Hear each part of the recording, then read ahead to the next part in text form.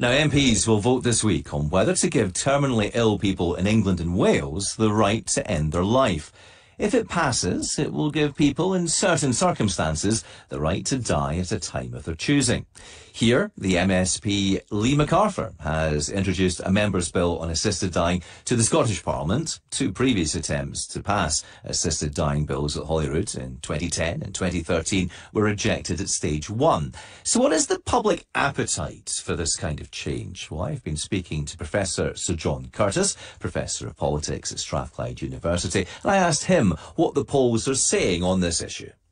Well, of course, the bill that's attracted the interest is a bill that only applies to England and Wales. There is separate legislation that's long been going on north of the border, but inevitably this has meant that we've had quite a few Britain-wide polls on the subject in the course of the last few weeks. And we can also, in one instance at least, also look at the long-term record. Broad headline, basically people across Britain seem to be in favour of the introduction of at least some kind of provision for assisted dying. The polls inevitably all ask somewhat different questions, but a number of them have asked a question that is some variation on, should there be some kind of change in the law to allow somebody to be able to seek assistance with being able to end their own lives? And typically we're finding around 2/3 or so of people saying that they are in favour of that, and only about 1 in 6 against.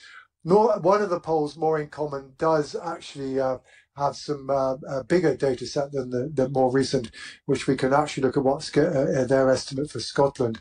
Again, on the principle of assisted dying, that actually shows 69% of people in Scotland assenting to the same proposition. That south of the border had about 64% support, and a little more than 10% of people opposed. So despite the fact that this is being suggested, this is a big step. It's a controversial piece of legislation. Well, it clearly is controversial because there are clearly supporters and opponents. But as compared with some of the legislation that we've passed in the past, for example, on the death penalty, or indeed on the legal recognition of same-sex relationships, at the time at least when those laws were passed, public opinion is much more evidently in favour of some kind of change, at least, than was true of some of those previously hitherto groundbreaking social changes. And when we look behind the top line polling, do we know much about the people who are for and against in terms of their age, the sort of affiliation to religion and so on?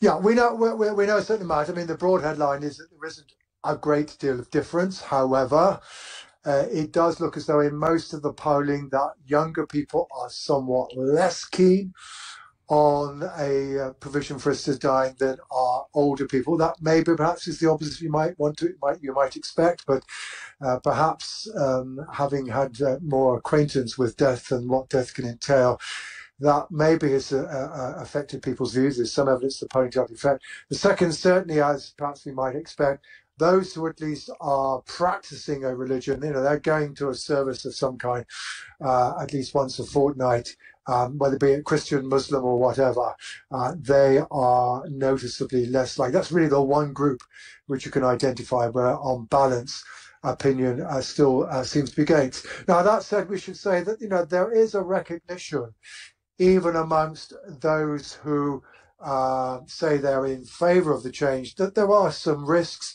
So YouGov's dating, for example, suggests that, just over half of us think that there is something of a risk that people who are vulnerable will feel that they don't want to be a burden to their relatives, and that also there perhaps is also a risk that society we get a norm that says, well, when you've got a painful, incurable illness, maybe you should be thinking assisted dying. So it's not that it's without concerns.